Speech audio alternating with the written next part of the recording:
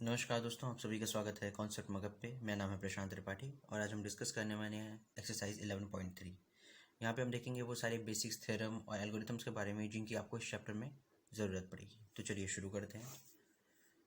देखिए, सबसे पहले आपको ये समझना पड़ेगा कि इसमें जो टर्म्स यूज़ किए गए, जो मतलब फॉर्मेट्स यूज़ किए गए हैं, जो कीवर्ड्स वगैरह यूज़ किए गए हैं, उनका क्या मतलब है। तो इसके लिए हम जो चीज़ पहले पढ़ चुके हैं उसको वापस से रिवाइज़ करेंगे। वैसे ये सबसे फर्स्ट वीडियो में मैं डिस्कस कर चुका हूँ, चाहूँगा कि आप उसे जाके एक बार अच्छे से देख लें। फिर भी यहाँ पे शॉर्ट में मैं आपको एक बार रिवाइज़ करवा लेता हूँ, ठीक है। देखिए, जो आपके रियल नंबर्स होते हैं, रियल नंबर्स, ठीक है, शॉर्ट फॉर्म में नंबर लिखा है यहाँ पे, ये दो तरह के होते हैं। कैसे कैसे? पहला होता है आपका डेसिमल, दूसरा होता है नॉन डेसिमल। पहले वाले कौन से होते हैं बताइए? डेसिमल होते हैं, ठीक है, डेसिमल नंबर्स। और दूसरे होते हैं non decimal numbers, non decimal numbers, ठीक है दोस्तों। दो तरह के नंबर्स होते हैं। अब जो डेसिमल नंबर्स होते हैं इसमें भी दो कैटेगरीज होती हैं। कौन कौन सी कैटेगरीज होती हैं? देखिए, इसकी दो कैटेगरीज होती हैं। पहली होती है टर्मिनेटिंग नंबर्स, ठीक है, टर्मिनेटिंग नंबर्स होते हैं डेसिमल वाले में। और दूसरे वाले कौन से होते हैं बताइए? टर्मिनेटिंग हो तो दूसरा वाला non terminating, obviously non terminating. Clear हो गया? कोई कन्फ्यूजन तो नहीं है किसी को? ठीक है। अब जो नॉन टर्मिनेटिंग होती है इसमें भी दो कैटेगरीज होती है। मैं आपको हर एक चीज़ का एग्जांपल देके अभी समझाऊंगा। पहले आपको यहाँ चार्ट बना के शॉर्ट फॉर्म में समझा दूँ, ठीक है। देखिए, इसमें होती है रिपीटिव नॉन टर्मिनेटिंग वाले में, और एक होता है नॉन रिपीटिव। तो पहला होगा रिपीटिव, ठीक है। दूसरा कौन सा होगा? सभी में नॉन लगा था तो इसमें भी नॉन लग जाएगा, ये भी हो जाएगा रिपीटिव, ठीक है। क्लियर हो गया? अब देखिएगा, बहुत आसानी से समझिएगा। डेसिमल वाले वो सारे नंबर्स होते हैं दोस्तों जिसके अंदर डेसिमल यानी कि पॉइंट वाली वैल्यूज आती हैं, जिसके अंदर पॉइंट आता है, ठीक है। नॉन डेसिमल वाली वो वैल्यूज होती हैं जिसके अंदर पॉइंट नहीं आता है, मतलब नॉर्मल जितने आपके इंटीजर्स होते हैं, ऑल इंटीजर्स, ठीक है। जितने भी इंटीजर्स होते हैं, चाहे वो आपके नंबर लाइन में लेफ्ट साइड हो, राइट साइड हो, पॉजिटिव हो, निगेटिव हो, ठीक है, ये सारे सारे इसमें आ जाते हैं, ठीक है। क्लियर हो गया? अप टू इनफाइनाइट दोनों तरफ। तो ये सारे नॉन डेसिमल नंबर्स हो गए। अब हम डेसिमल्स में बात करते हैं। डेसिमल वाले वो नंबर होते हैं जिनके अंदर पॉइंट आता है। तो कुछ ऐसे नंबर्स होते हैं जिनकी वैल्यूज को आप टर्मिनेट कर सकते हैं। टर्मिनेटिंग नंबर्स क्या होते हैं मैं पहले डिस्कस कर चुका हूँ, यहाँ पे आपको सिर्फ एग्जांपल करके दिखाऊंगा। मान लीजिए 5.67 है, ये नंबर यहीं पे रुका हुआ है। अब आप इसको चाहे तो पॉइंट हटा के नीचे 100 कर सकते हैं, रेशियो में भी लिख सकते हैं, और रेशियो सॉल्व कर दें तो 5.67 वापस से आंसर आ जाएगा, है ना। जैसे अगर मैं चाहूँ तो इसे ये भी लिख सकता हूँ, मैंने पॉइंट हटाया और नीचे 100 लगा दिया, ठीक है। अब इस 100 को हटाऊंगा तो वापस से पॉइंट लग जाएगा। तो ये टर्मिनेटिंग है, यानी कि इनमें फिक्स वैल्यू है कि 5.67 ही आंसर आएगा, ठीक है। अब नॉन टर्मिनेटिंग में देखिए क्या होता है। नॉन टर्मिनेटिंग में पॉइंट के बाद वैल्यूज जो होती हैं वो बढ़ती रहती हैं। जैसे रिपीटेटिव में क्या होता है, 1.676767, ये बार बार 67 आता रहेगा, तो आप इसे क्या लिख देंगे? 1.67 का बार, ये लिख देंगे क्योंकि 67 रिपीट हो रहा है। नॉन रिपीटिव में क्या होता है, यही सेम चीज़ रहेगी। मान लीजिए 1.67 है तो 6 7 8 9 2 4 बदलती रहेगी, वैल्यूज फिक्स नहीं है, लेकिन ये सो ऑन चलती रह रही हैं, ठीक है। तो ये नॉन टर्मिनेटिंग वैल्यूज हैं, ये टर्मिनेट नहीं हो रही, कहीं पे भी रुक नहीं रही हैं। क्लियर हो गया? अब आप पूछेंगे कि यहाँ पे रैशनल और इरेशनल क्या होता है। तो ये जो दो नंबर्स होते हैं दोस्तों, यही होते हैं इरेशनल नंबर्स। कौन से होते हैं? इरेशनल नंबर्स, ठीक है। और ये जो दूसरा वाला होता है आपको टर्मिनेटिंग वाला, ये होता है रेशनल नंबर, रेशनल नंबर। ध्यान से समझिएगा इसको।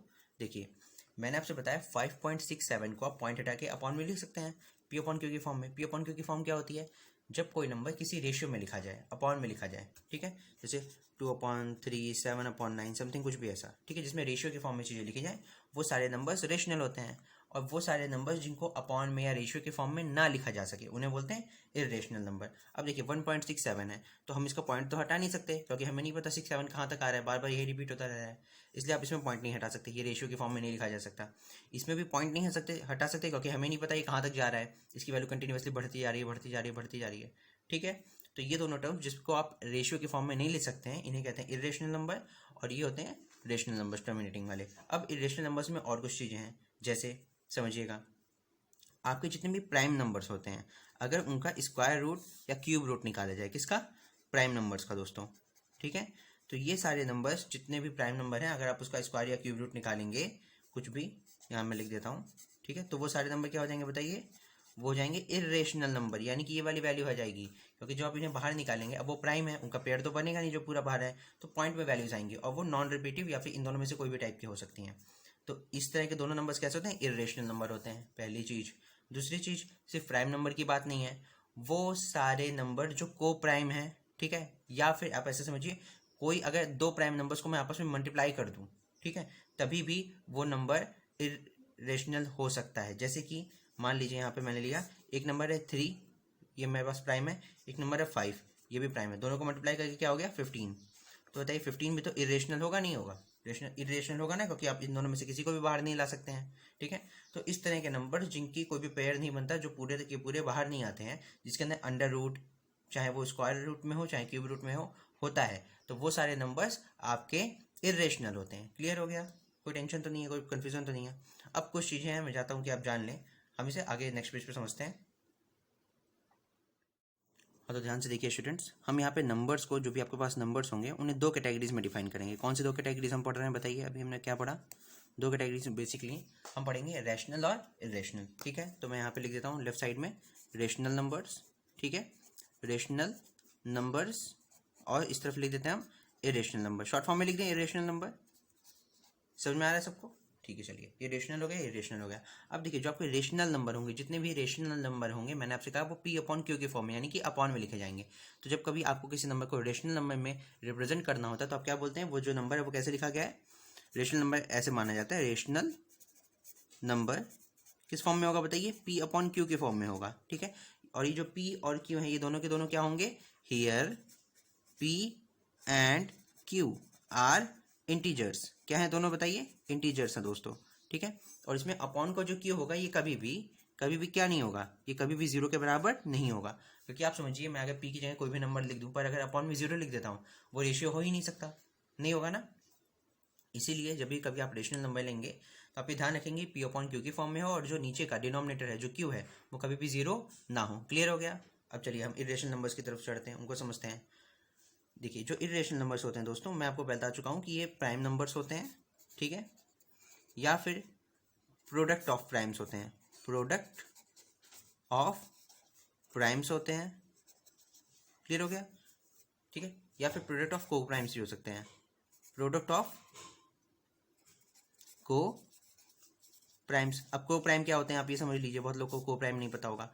को प्राइम दोस्तों वो नंबर होता है जो एक दूसरे के बगल बगल में होता है, ठीक है, पर उनके बीच जो HCF होता है वो सिर्फ 1 होता है, ठीक है।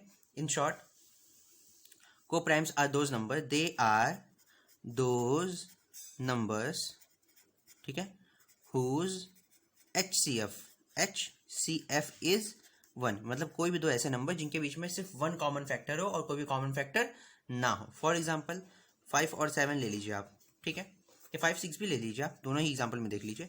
5 7 इनके बीच में कोई कॉमन चीज़ है, कोई कॉमन टर्म है, कोई कॉमन फैक्टर है क्या, नहीं ना, सिर्फ 1 ही तो कॉमन आ सकता है। 1 के टेबल में 5 आता है, 1 के टेबल में 7 आता है, तो इनका HCF क्या हो जाएगा दोस्तों, 1 हो जाएगा। ये भी को प्राइम होगा एक दूसरे के, ठीक है। अब 5 और 6 ले लीजिए, ये बगल बगल में तो है पर फिर भी एक दूसरे के टेबल में नहीं आते, ना ही इनका कोई फैक्टर आता है, क्योंकि खुद ही प्राइम नंबर्स हैं, एक प्राइम है, एक नॉन, दो प्राइम नंबर्स का कॉम्बिनेशन है, ठीक है। तो इसका भी जो HCF होगा दोस्तों वो क्या होगा, 1। क्लियर हो गया। तो को प्राइम्स वो नंबर्स होते हैं जिनके बीच HCF होता है, यानी कि जो कॉमन फैक्टर होता है वो सिर्फ 1 होता है, 1 के अलावा कुछ और नहीं होता है। क्लियर हो गया। अब यहाँ पे इरेशनल नंबर्स में कुछ चीज़ें होती हैं आपको पता होनी चाहिए। देखिए अगर मैं एक इरेशनल नंबर ले लूँ, मतलब इस तरह का कोई नंबर ले लूँ अंडर रूट वाला, और उसको मैं ऐड कर दूँ एक रेशनल नंबर ले लूँ, मतलब इस तरह वाला एक रेशनल नंबर, और इरेशनल वाले नंबर के साथ उसे मैं ऐड कर दूँ, तो बताइए आंसर क्या आएगा। जब कभी इरेशनल वाला नंबर रेशनल में ऐड होगा तो ऑब्वियसली बात है वो जो रेशियो होगा वो इरेशनल ही बन जाएगा। समझ में आया। देखिए √2 + 5 लिख दूँ तो √2 + 5 हो जाएगा ना। क्लियर होगा नहीं होगा। तो इस वजह से जो इस तरह के टर्म्स होता है प्लस करने के बाद वो इरेशनल ही होता है, ठीक है। अब एक चीज़ और समझिए, अगर मैं रेशनल में से माइनस कर दूं इरेशनल को, तभी भी जो टर्म होगा वो इरेशनल ही आएगा दोस्तों, ठीक है, इरेशनल ही आएगा। क्लियर है। अब देखिए जब हमने प्लस किया तो चाहे आप I + R लिखें चाहे R + I लिखें, दोनों का मतलब एक ही होता है, इसलिए हमने इसे सिर्फ एक बार लिखा है। पर जब हम माइनस कर रहे थे तो एक बार आपने रेशनल में से इरेशनल माइनस किया, अब दूसरी बार समझिए आप इरेशनल में से रेशनल माइनस करेंगे, ठीक है। जब ये करेंगे तभी भी आपको जो टर्म होगा वो इरेशनल ही होगा, ठीक है। यहाँ पे I का मतलब इरेशनल है, I का मतलब रेशनल है, शॉर्ट में लिख रहा हूँ, आप समझिएगा इसको, ठीक है। क्लियर हो गया। अब आगे बढ़ते हैं, एक चीज़ और समझिए, जब कभी आप इरेशनल को रेशनल के साथ मल्टीप्लाई करते हैं दोस्तों, जो नंबर आएगा हमेशा क्या आएगा, वो इरेशनल ही आएगा। यानी कि इरेशनल और रेशनल के कॉम्बिनेशन में आपको हमेशा मोस्टली क्या मिल रहा है, इरेशनल इरेशनल इरेशनल इरेशनल। ठीक है, मैंने यहाँ पे आर लिख दिया है, कंफ्यूज मत होइएगा, ये सब की सभी इरेशनल ही है। ठीक है, अब एक चीज़ और समझिए, आपने यहाँ पे इरेशनल और रैशनल मल्टीप्लाई किया था, अब हम दो रेशनल्स का यानी कि दो पी अपॉन क्यू इनको आपस में मल्टीप्लाई कर दें तो भैया पी अपॉन क्यू में ही आंसर आएगा। तो दो रेशनल को आप मल्टीप्लाई करेंगे तो आंसर क्या आएगा, रेशनल में ही आएगा। क्लियर हो गया। इसका एक एग्जांपल समझ लीजिए, 4/5 लिखा है, 2/6 लिखा है, हम मल्टीप्लाई करेंगे तभी भी तो आंसर अपॉन बाई अपॉन में ही आएगा। ठीक है, अब आगे बढ़िए, देखिए आप दो इरेशनल नंबर्स को मल्टीप्लाई कर लीजिए, इरेशनल इरेशनल, तो जो आंसर होगा वो इरेशनल भी हो सकता है और वो रेशनल भी हो सकता है। क्लियर है, इस चीज़ को समझिएगा। मेरे पास दो इरेशनल नंबर्स हैं, मान लीजिए एक मेरे पास √3 है, दूसरा भी √3 है, मैंने दो इरेशनल को मल्टीप्लाई किया तो नंबर जो है वो रेशनल हो गया, क्योंकि दो बार मल्टीप्लाई होकर बाहर आ जाएगा, 3 हो जाएगा नॉर्मल। क्लियर हो गया। अब 3 रेशनल कैसे, ये मत पूछेगा, क्योंकि मैं बता चुका हूँ जिस नंबर के नीचे कुछ नहीं लिखा होता है उसके नीचे हमेशा 1 हम मानते हैं, नॉर्मली टर्म्स में हमें सिखाया गया था, सारे इंटीजर्स के नीचे 1 होता है, तो सारे इंटीजर्स खुद में रेशनल होते हैं, यानी कि सिर्फ 3 का मतलब 3/1 हुआ। ठीक है, तो अगर आप रेशनल वाले नंबर को रेशनल से मल्टीप्लाई करो तो वो रेशनल भी हो सकता है। ठीक है, और अगर आप इरेशनल नंबर को इरेशनल नंबर से मल्टीप्लाई करो तभी भी वो रेशनल हो सकता है। साथ ही साथ अगर दो नंबर इरेशनल हैं तो ये कुछ रेशनल भी बना सकते हैं, मैंडेटरी नहीं कि हमेशा रेशनल ही बनाए। क्लियर हो गया, इतनी चीज आपको समझ में आई। अब आगे बढ़े, नेक्स्ट पेज पे चलते हैं, चलिए। हाँ तो स्टूडेंट्स, अब हम डिस्कस करने वाले हैं थ्योरम 1.3। इसमें है let p be a prime number. मान लीजिए एक पी है, वो एक प्राइम नंबर है। If p divides a square then p divides a. ये कह रहे हैं कि अगर कोई नंबर पी है और वो प्राइम नंबर है और वो किसी एक नंबर ए स्क्वायर को डिवाइड कर रहा है तो वो ए को भी डिवाइड करेगा, जहाँ पे ए क्या है, ए एक पॉजिटिव इंटीजर है। इसको एग्जाम्पल लेके आपको समझाता हूँ, आपको ज़्यादा बेहतर समझ में आएगा। मान लीजिए पी एक प्राइम नंबर है, तो प्राइम नंबर हमारे पास कौन कौन से एग्जाम्पल हो सकते हैं बताइए। प्राइम नंबर मान लीजिए हमारे पास 2 है, पी की वैल्यू लिख देता हूँ यहाँ पे। 2 है हमारे पास प्राइम नंबर में, 3 है हमारे पास, 5 है हमारे पास, 7 है हमारे पास, 11 है हमारे पास एंड सो ऑन। ठीक है, ये सारे प्राइम नंबर्स हैं। अब मान लीजिए ए स्क्वायर आपका कोई एक ऐसा नंबर है जिसका हम ए भी निकाल सकते हैं किसी भी पॉजिटिव इंटीजर के लिए। ठीक है, तो चलिए स्क्वायर वाले नंबर लिखें। सबसे पहले स्क्वायर वाला नंबर कौन सा है, 4 है, फिर 9 है, फिर 25 है, फिर 36 है एंड सो ऑन। ठीक है, ये आपका ए स्क्वायर की वैल्यू है दोस्तों। अब अगर ये ए स्क्वायर है तो उसका ए क्या होगा बताइए। मैंने 2 का स्क्वायर 4 लिखा था तो यहाँ पे हो जाएगा 2, 3 का स्क्वायर 9 लिखा तो यहाँ हो जाएगा 3, 5 का स्क्वायर लिख दिया था मैंने 25 तो यहाँ पे हो जाएगा 5। अच्छा 16, 4 का मिस हो गया, चलिए कोई बात नहीं। यहाँ पे 36 हो गया, 6 का स्क्वायर तो यहाँ हो जाएगा 6 एंड सो ऑन। क्लियर हो गया। अब समझिए, ये कह रहे हैं अगर कोई नंबर p है और वो किसी ए स्क्वायर को डिवाइड कर रहा है, तो यहाँ देखिए कौन सा p है जो ए स्क्वायर को डिवाइड कर रहा है। एक तो ये वाला 2 है, ये प्राइम नंबर है और ये 4 को डिवाइड कर रहा है। तो ये कह रहे हैं अगर कोई नंबर p ए स्क्वायर को डिवाइड कर रहा है तो वो a को भी डिवाइड करेगा। जैसे कि आप यहाँ पे देख सकते हैं, जो 2 है दोस्तों, ठीक है, ये p है, और जो ए स्क्वायर है वो क्या आपका, ए स्क्वायर यहाँ पे क्या है 4 है। तो कह रहे हैं अगर ए स्क्वायर पी से डिवाइड हो रहा है, यानी कि ए स्क्वायर डिवाइड बाई पी, जो ए स्क्वायर क्या है यहाँ पे 4 है, तो 4 2 से डिवाइड हो रहा है, पूरा पूरा कट रहा है ना। तो अगर कोई भी ए स्क्वायर पी से डिवाइड हो रहा है तो जो ए की वैल्यू, यानी कि ए की वैल्यू क्या है 2 ही, तो जो ए की वैल्यू है ए अपॉन पी, ये भी होगा, यानी कि ये भी कटेगा। कट रहा है नहीं कट रहा है, कोई पॉइंट तो आ नहीं रहा है, नॉर्मली कट रहा है ना। यही चीज़ यहाँ पे कही जा रही है कि अगर कोई नंबर ए स्क्वायर पी से कट रहा है तो जो नंबर ए होगा, ए स्क्वायर जिससे बना होगा, वो नंबर ए भी पी से कटने वाला है। ठीक है, यही थी आपकी थ्योरम 1.3। क्लियर हो गया, इसमें कोई कंफ्यूजन तो नहीं है किसी को। आगे बढ़े, चलिए आगे बढ़ते हैं। तो दोस्तों देखिए, ये आपका क्वेश्चन है, इस तरह के क्वेश्चन आपके एक्सरसाइज में दिए हुए हैं। मैं यहाँ पे आपको एक क्वेश्चन सॉल्व करके दिखा रहा हूँ कि इस तरह के क्वेश्चन आते हैं तो उनको किस तरह से सॉल्व करेंगे, उनको किस तरह से टैकल करने वाले हैं। ठीक है, चलिए शुरू करते हैं। देखिए यहाँ पे मैं आपको जो चीज़ सिखाने वाला हूँ ये है मेथड ऑफ कंट्राडिक्शन। कौन सा मेथड, इसका क्या नाम है बताइए, मेथड ऑफ कॉन्ट्राडिक्शन। कॉन्ट्राडिक्शन अभी बताता हूँ इसका मतलब क्या है। देखिए यहाँ पे क्वेश्चन लिखा गया है to prove √2 is a irrational number. ठीक है, √2 कैसा नंबर है बताइए, यहाँ पे इरेशनल नंबर है। तो कोई भी नंबर इरेशनल है या रैशनल है, ये प्रूफ करने का सबसे अच्छा तरीका क्या है, आप उसकी अपोजिट वाली चीज़ मान लीजिए। अगर कोई आपसे कह रहा है कि आप ये काम करिए, मतलब या फिर आप ऐसे समझिए आपसे कोई कह रहा है कि आपको आग नहीं छूनी है, उससे हाथ जल जाएगा। ठीक है, तो आप उसका उल्टा मान के चलिए कि आपका हाथ नहीं जलेगा, आप आग में हाथ डालिए, आपका हाथ जल जाएगा। हेंस प्रूफ जो आपने एजम्पशन किया था वो गलत था, आपका हाथ जल गया। ठीक है, ये प्रैक्टिकल एग्जांपल था थोड़ी फनी बनाने के लिए। तो यहाँ पे हम यही चीज़ करने वाले हैं, आप कॉन्ट्राडिक्ट करते हैं, मतलब पहले आप किसी चीज़ को एज्यूम करते हैं और आपका माना हुआ एजम्पशन गलत हो जाता है, ठीक है, कॉन्ट्राडिक्ट हो जाता है, मतलब उसके अपोजिट में रिजल्ट आता है, तो हम मानते हैं by using the method of contradiction या फिर आवर एजम्पशन इज रॉन्ग, है ना। Therefore this is what is given in the statement, मतलब जो स्टेटमेंट में दिया है वो वही चीज़ है, ठीक है। देखिए अगर इस तरह के क्वेश्चन आपके सामने आते हैं तो आप किस तरह से सॉल्व करने वाले हैं ये समझिए। मान लीजिए आपको जो नंबर है ये बोला गया है आपका इरेशनल नंबर है, तो हम इसका जस्ट अपोजिट मानेंगे। इसका अपोजिट क्या होगा बताइए। तो जो नंबर है आप उसे जो चीज़ कहा गई है वो मत मानिए, उसका अपोजिट मानिए। आप मानिए let √2 is a rational number. कैसा नंबर है बताइए, रेशनल नंबर। अब बताइए मैंने आपको रेशनल नंबर्स के बारे में कुछ बताया था, क्या बताया था रेशनल नंबर्स के बारे में। अगर कोई नंबर रेशनल नंबर होगा दोस्तों तो वो P/Q की फॉर्म में लिखा होगा, ये बताया था आपको, नहीं बताया था, ठीक है।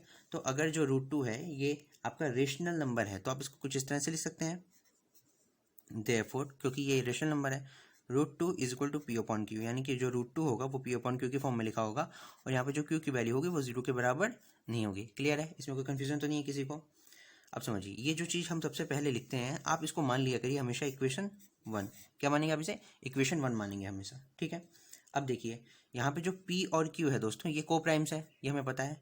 Here P and Q are co primes. Co primes क्या होते हैं मैंने बताया था आपको, ये दोनों वो नंबर होते हैं जो आपस में नहीं कटते हैं, इनके बीच में सिर्फ एक ही HCF होता है, वो होता है 1।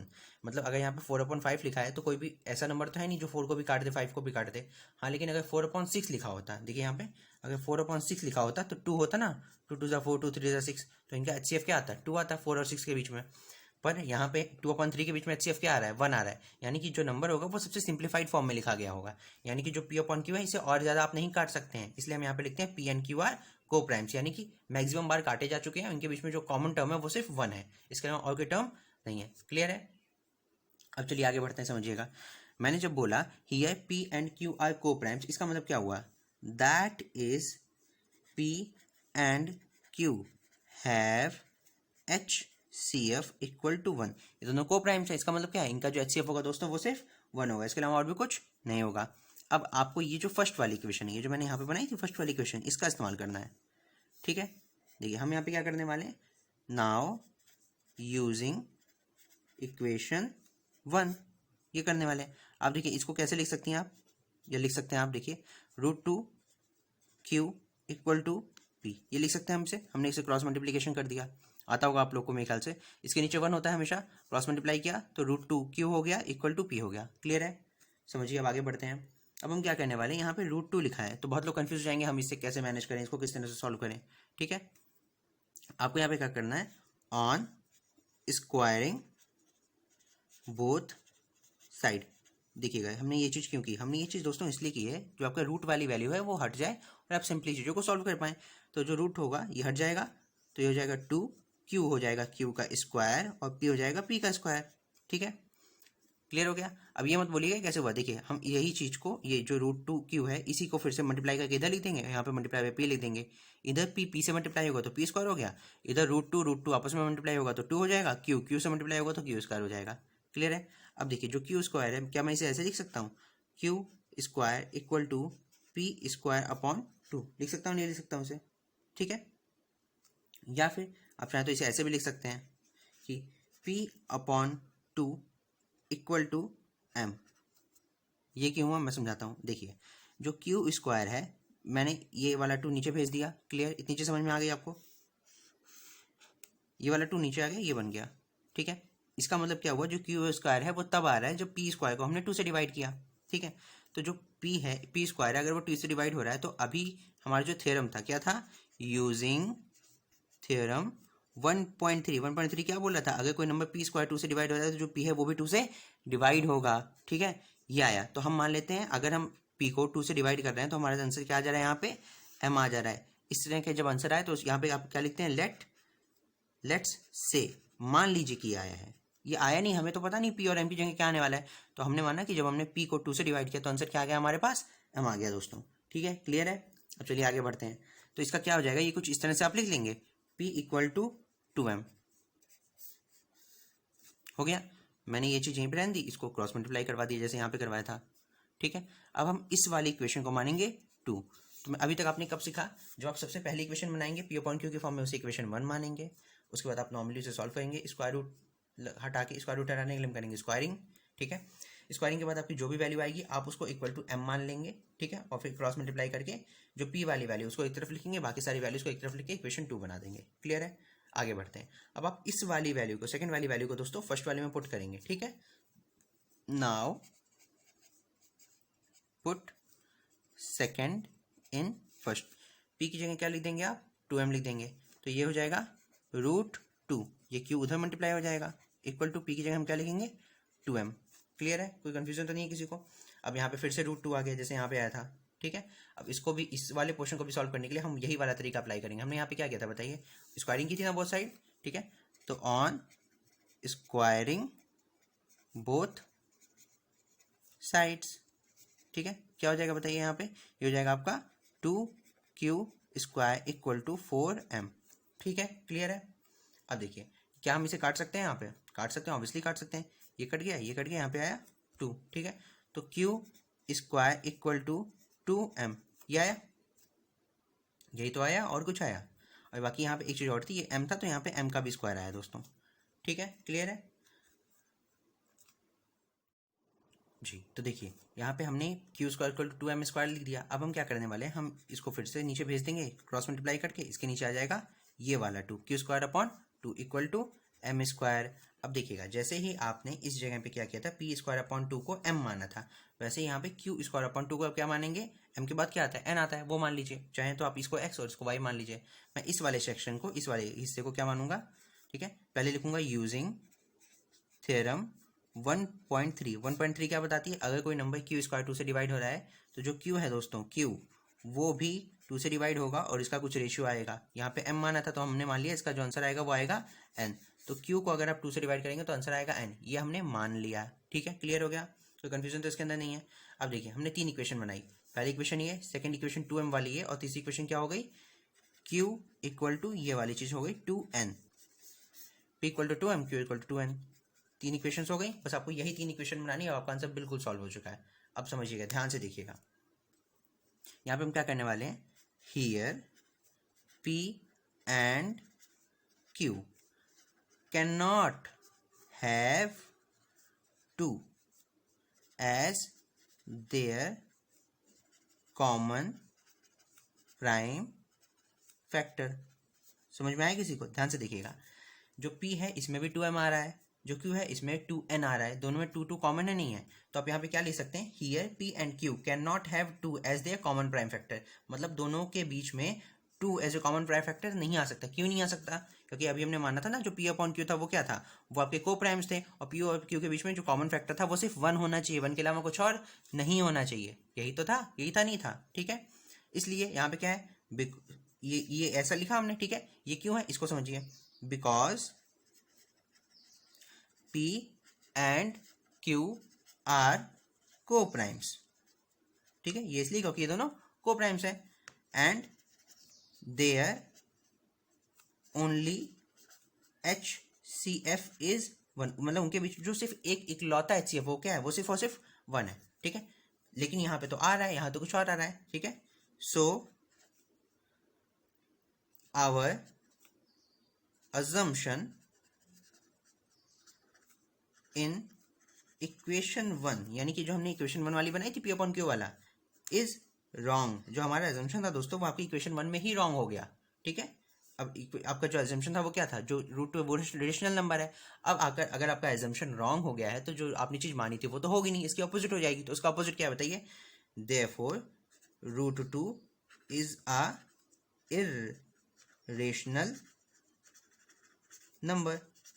क्लियर हो गया, कोई कंफ्यूजन तो नहीं है किसी को, समझ में आ गया आपको पूरा, बस यही था, ठीक है। अब इसे एक बार अच्छे से देख लीजिएगा अगर समझ में ना आए हो। यही प्रोसीजर्स हैं जो आपको बार बार रिपीट करने हैं। अगर √2 आए, √5 आए, √6 आए, जैसे यहाँ पे 2 कॉमन निकल रहा था हमारा, अगर √6 आएगा तो आपका 6 कॉमन निकलेगा, √5 आएगा तो 5 कॉमन निकलेगा टर्म्स में, या इन दोनों में 5m और 5n आएगा। क्लियर है, यही प्रोसीजर आपको अच्छे से समझ लेना है। आप इसे 2-4 बार प्रैक्टिस करेंगे तो आपको अच्छे से याद भी हो जाएगा, ठीक है। ये एक प्रॉपर स्टैंडर्ड प्रोसीजर है। बाकी इसके कुछ और सिंपल ट्रिक्स भी होती हैं, मैं आगे के क्वेश्चन जो करवा रहा हूँ उसमें आपको समझाता हूँ, ठीक है।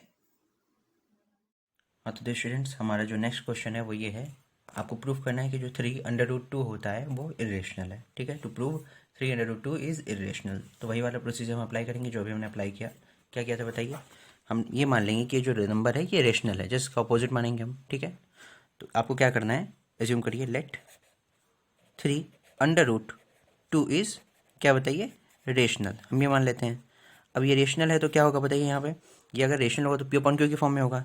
Therefore 3√2 equal to P upon Q, जहाँ पे जो क्यू की वैल्यू होगी वो नॉट इक्वल टू 0 होगी। क्लियर है? इतना कन्फ्यूजन तो नहीं है कोई, ठीक है। और जो पी और क्यू होंगे क्या होंगे यहाँ पे, here P and Q R co primes. ये को प्राइम्स है मतलब, है ना। को प्राइम्स का मतलब क्या होता है, हाँ, एंड हैव HCF 1, मतलब ये को प्राइम्स है, इस वजह से इनका जो HCF होगा वो कितना होगा, 1 होगा। यानी कि इनके बीच P और Q के बीच में 1 के अलावा कोई भी कॉमन फैक्टर नहीं होगा, कोई भी ऐसा नंबर नहीं होगा 1 के अलावा जो इन दोनों को काट सके, ठीक है। ये सिंपलेस्ट फॉर्म में लिखा हुआ है, हम ये मान के चलते हैं हमेशा, ठीक है। तो ये वाली जो इक्वेशन सबसे पहली वाली थी, मैंने आपको क्या बताया था, इसको आप क्या मानते हैं बताइए? इसको मानते हैं हम इक्वेशन नंबर 1, ये तो मानते हैं, ठीक है। यहाँ लिख दिया मैंने इक्वेशन 1, ठीक है, क्लियर है। अब देखिए आप यहाँ पे इसे क्रॉस मल्टीप्लाई तो कर सकते हैं, नहीं कर सकते हैं, हम वही करने वाले हैं। देखिए अगर हम इसे यहाँ पे सिंपली क्रॉस मल्टीप्लाई कर दें तो ये हो जाएगा आपके पास √2 इक्वल टू पी अपॉन, मैं सिर्फ 3 को यहाँ भेज रहा हूँ, 3Q हो गया।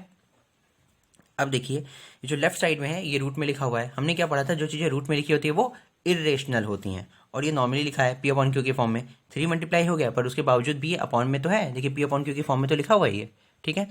इस वजह से ये होगा रेशनल। तो यहाँ पे हम क्या देखते हैं, हियर एट LHS, यानी कि जो लेफ्ट हैंड साइड है हमारी उसमें क्या देखते हैं, LHS √2 इज गिवन, क्या लिखा हुआ है यहाँ पे, गिवन, विच इज, जो कि क्या है बताइए, विच इज इरेशनल, ठीक है। LHS में क्या हो गया, रेशनल, ठीक है। इरेशनल में जो हमारा √2 है वो इरेशनल हो गया। एंड एट RHS, हम RHS में क्या देखते हैं,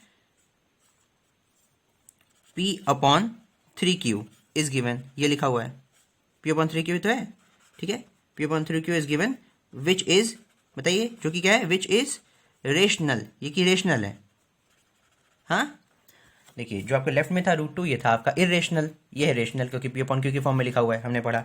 और ये भी हमें पता है, देखिए पहला पॉइंट ये हो गया। दूसरा पॉइंट आपको क्या लिखना है, हमें क्या पता है, हमें ये बात पता है कि rational does not equal to irrational. हमें पता है कि जो इरेशनल होता है वो रेशनल के बराबर नहीं होता है, पता है ना आप सभी को, ठीक है। अब आगे बढ़िए, देखिए दो चीज़ें हमने लिख दी, तो इससे हमें क्या पता चलता है, जो हमने अजम्पशन किया था, जो चीज़ हमने मानी थी वो गलत हो गई, ठीक है। ये लिख दीजिए यहाँ पे, सो आवर एजम्पशन, ठीक है, इन इक्वेशन 1, यानी कि इक्वेशन 1 में हमने जो चीज़ मानी थी, जो अज्यूम किया था वो इन इक्वेशन 1 दैट, क्या माना था आपने, that 3√2 is a rational number, ये चीज़ आपने मानी थी, ठीक है। तो ये जो चीज़ आपने मानी थी, so our assumption in equation 1 that is wrong, ठीक है। क्या हो गई वो, रॉन्ग, गलत हो गई, ठीक है। Therefore 3√2 is irrational. क्लियर हो गया, कोई कंफ्यूजन तो नहीं है किसी को? देखिए मैं आपको फिर से एक बार रिवाइज करवा देता हूँ। हमने सबसे पहले क्या किया, जो भी चीज़ आपको प्रूफ करनी होती है आप उसका अपोजिट लेके चलते हैं, ठीक है। तो अगर आपको ये इरेशनल प्रूफ करना है तो आप इसे क्या मानेंगे, रेशनल मानेंगे, ठीक है। तो आपने इसे लिखा, जो 3√2 है वो क्या है, रेशनल है। अब अगर ये रेशनल है दोस्तों तो P अपॉन Q की फॉर्म में ही लिखा जाएगा, और P अपॉन Q की फॉर्म में हमने क्या सीखा था कि जो चीज़ नीचे लिखी जाती है वो कभी भी 0 से के बराबर नहीं होती, ठीक है। आगे बढ़िए, अब हमने क्या किया, इसी चीज़ को क्रॉस मल्टीप्लाई कर दिया, जो सिंपल नंबर था, जो इंटीजर था सिंपल वाला बिना अंडर रूट के 3, उसको हम एक तरफ ले आए और रूट वाली वैल्यूज़ को हमने एक तरफ कर दिया। यही आपको करना है। जब कभी इस तरह का कोई क्वेश्चन आएगा तो आप कोशिश करेंगे कि रूट की सारी वैल्यूज़ एक तरफ कर दीजिए और बिना रूट वाली सारी वैल्यूज़ एक तरफ कर लीजिए, क्वेश्चन सिंपल हो जाएगा। अब रूट वाली जो वैल्यूज़ हो गई वो देखिए यहाँ पे √2 आ गया, और बाकी बिना रूट वाली सारी वैल्यूज़ इस तरफ आ गई। अब हमने पढ़ा था अभी थोड़ी देर पहले कि जितनी भी रूट वाली वैल्यूज होती हैं या कोई भी प्राइम नंबर जो अंडर रूट में लिखा होता है वो इरेशनल ही होता है, ठीक है। तो प्राइम नंबर है, रूट में लिखा है, क्लियर हो गया कि इरेशनल है, इरेशनल, ठीक है। और जो नॉर्मल नंबर है, इसमें कोई भी प्राइम नंबर ऐसा नहीं है जो रूट में हो, ठीक है, तो ये रेशनल हो गया, क्लियर। ये इरेशनल, ये रेशनल, और हमें पता है कि रेशनल इरेशनल बराबर नहीं होते हैं, ठीक है। तो इससे क्या हमें पता चला, जो ये है ये इरेशनल ही है, हमारा एजम्पशन जो था वो गलत था, ठीक है, इस वजह से कंट्रडिक्शन आया यहाँ पे। क्लियर हो गया। एक तो ये मेथड था, अब दूसरा मेथड क्या है उसको समझिए। और ये आसान था, मैंने आपको सिखाया, पर एक प्रॉपर प्रोसीजर होता है। क्या होता है, कई बार आपको जो क्वेश्चन होता है वो ज़्यादा मार्क्स के लिए आ जाता है, ठीक है, ये प्रॉपर एक्सप्लेनेशन मांग ली जाती है कि कैसे हुआ क्या हुआ। तो हम यहाँ पे क्या करने वाले हैं उसको समझिएगा। आपकी ये वाली जो वैल्यू थी ये आपकी इक्वेशन 1 ही तो लिखी हुई है, बस मैंने क्रॉस मल्टीप्लाई करके अरेंजमेंट इनका चेंज कर दिया है, पर ये दोनों चीज़ें एक ही तो हैं, ठीक है। तो अब यहाँ पे क्या लिखेंगे, यहाँ लिखेंगे इसी वाली इक्वेशन के आगे लिख लीजिए, मैं यहाँ लाइन खींच दे रहा हूँ, ठीक है, यहाँ से ऐसे कर दे रहा हूँ, ठीक है। आप यहाँ से यहाँ तक आए, इसके बाद आपको यहाँ पे आना है, नीचे नहीं जाना, ठीक है। यहाँ के बाद आपको इधर आना है, यहाँ पे आपको क्या लिखना है, ये रूट में वैल्यूज़ हैं, तो रूट हटाने के लिए आप क्या करते हैं, आपको स्क्वायर रूट करना सिखाया गया था, सॉरी आपको स्क्वायर करना सिखाया गया था स्क्वायर रूट हटाने के लिए, तो आप दोनों तरफ स्क्वायर करेंगे। तो यहाँ क्या लिखेंगे, ऑन स्क्वायरिंग बोथ साइड्स, दोनों तरफ स्क्वायर कर दीजिए। तो स्क्वायर करने के बाद क्या हो जाएगा, ये हो जाएगा लेफ्ट साइड में आपका 2 equal to P square upon 3q square, यही तो हो जाएगा, ठीक है। और ये हो जाएगा आपका 3 3 से 9, हो गया, क्लियर है। अब समझिए, हम यहाँ पे p रहने देंगे और q को उस तरफ भेज देंगे, तो q स्क्वायर को उस तरफ भेज दीजिए, 2 को नीचे भेज दीजिए। p स्क्वायर किससे डिवाइड हो रहा है, 18 से डिवाइड हो रहा है, ठीक है। यहाँ पे आप क्या देखें, पी स्क्वायर 18 से डिवाइड हो रहा है। अब थ्योरम 1.3 क्या थी, हमें उसकी ज़रूरत है, देखिए थ्योरम यूजिंग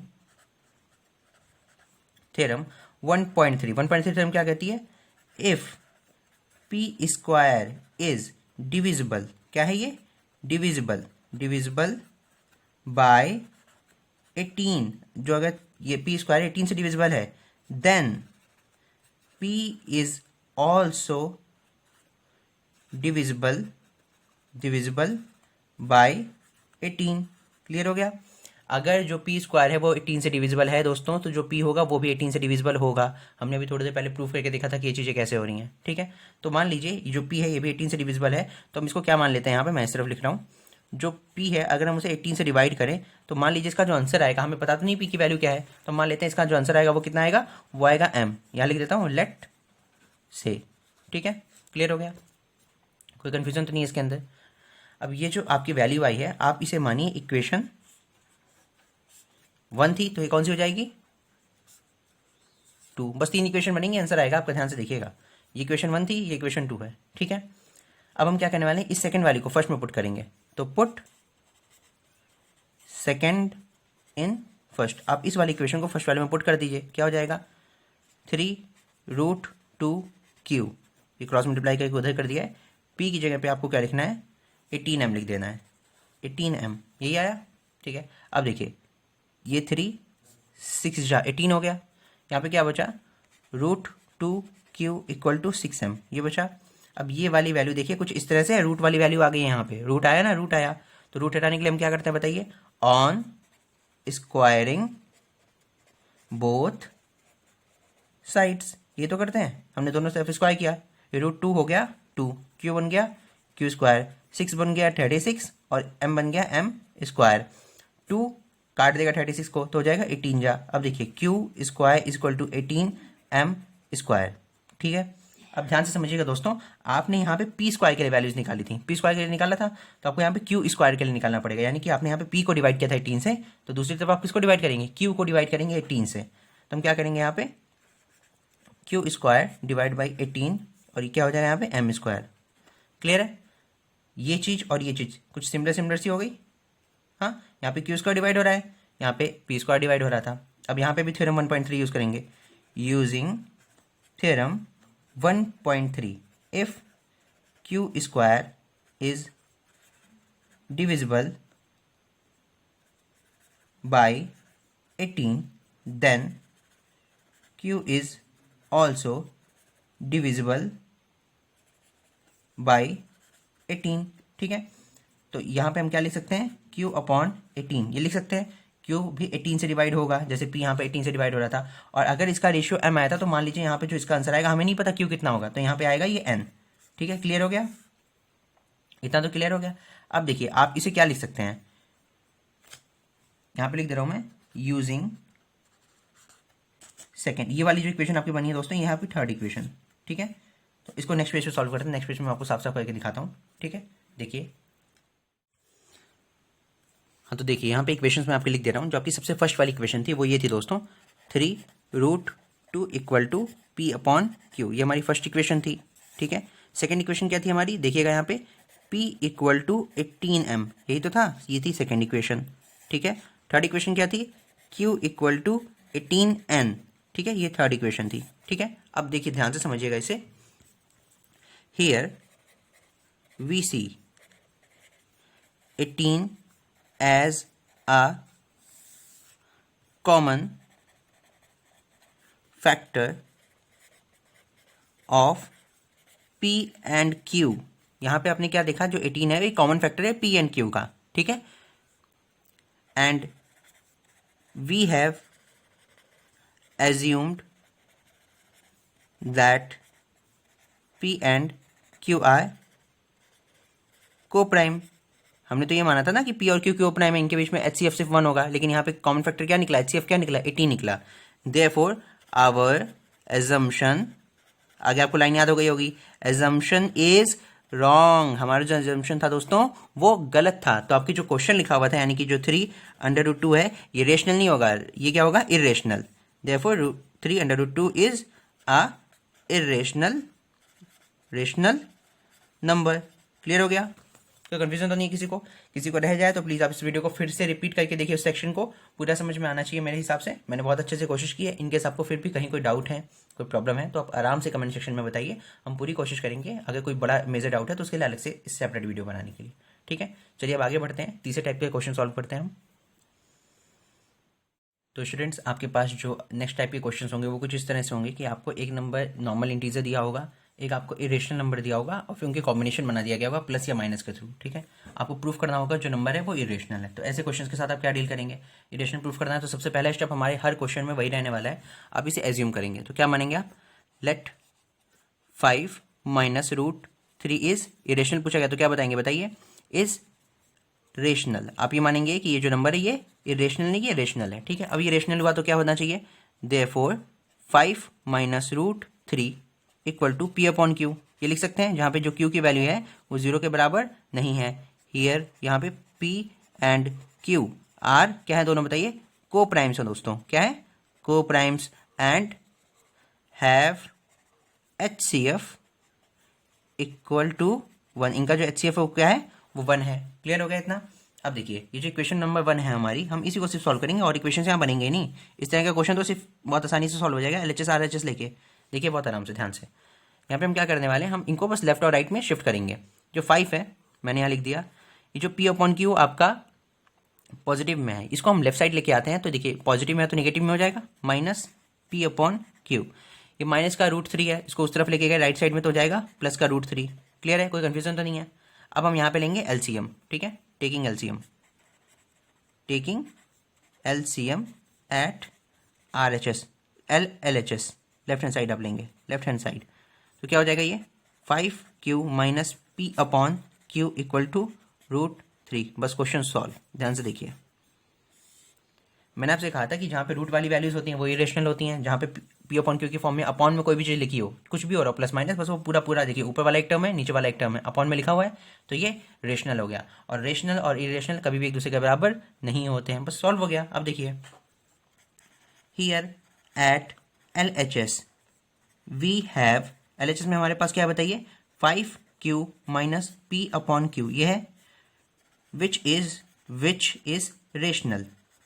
क्या ये रेशनल है दोस्तों। आपके पास ये जो टर्म है लेफ्ट हैंड साइड में, ये रेशनल है। क्लियर है। एंड एट RHS में आपके पास क्या है, RHS वी हैव √3। क्या है हमारे पास, √3 है, विच इज इरेशनल। ठीक है, क्लियर हो गया। And irrational can not equal to rational. ठीक है, therefore our assumption is wrong, our assumption in equation 1 is wrong। ठीक है, क्लियर है। therefore 5 माइनस √3 इज क्या होगा बताइए जल्दी से, इरेशनल। प्रूफ हो गया। कोई कन्फ्यूजन तो नहीं है किसी को? बस अब हम पूरी एक्सरसाइज सॉल्व करने वाले हैं। एक्सरसाइज बहुत आसान है। इस वाले वीडियो को हम यहीं पे रोक रहे हैं, हम उसको नेक्स्ट वाले वीडियो में डिस्कस करेंगे आराम से। आप में से अगर किसी ने भी अभी तक हमारे पेज को लाइक नहीं किया है तो इसे लाइक करें, अपने दोस्तों के साथ जिसको आपको लगता है कि उनको समझ में आएगा बहुत अच्छे से, उनकी मदद होने वाली, उन सभी को शेयर करें अपने दोस्तों के साथ। और हमारे चैनल को आप सब्सक्राइब करें और हर उस इंसान से सब्सक्राइब करें जिनको आप जानते हैं। ठीक है, थैंक यू।